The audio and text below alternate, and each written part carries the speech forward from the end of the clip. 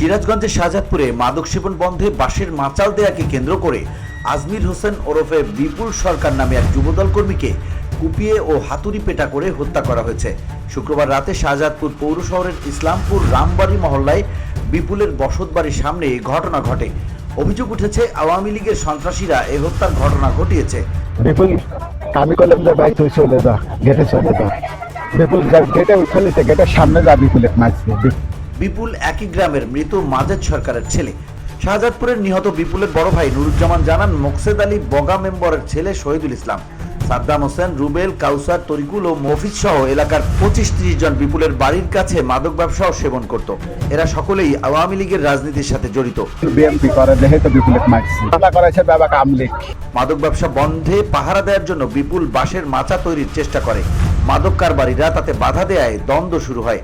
এ অবস্থায় শুক্রবার রাত 8টার দিকে বিপুল বাড়ির সামনে পরিবারের সদস্যদের সাথে কথা বলা অবস্থায় শহীদুল, সাদ্দাম, তারিকুল, রেজা, রুবেল সহ 20-25 জন সন্ত্রাসী তার উপরে হামলা চালিয়ে আসুয়া ও হাতুড়ি দিয়ে পিটিয়ে আহত করে। হাসপাতালে নেয়ার পথে রাত 11টার দিকে বিপুল মারা যায়।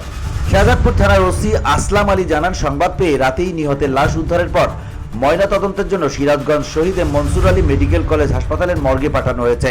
একটি বাঁশের মাচা তৈরি করা নিয়ে দ্বন্দ্বের কারণে বিপুলকে হাতুড়ি দিয়ে পিটিয়ে ও ধারালো অস্ত্র দিয়ে কুপিয়ে হত্যা করা হয়েছে। এ ঘটনায় হত্যা মামলা হয়েছে। VOD Bangla news desk.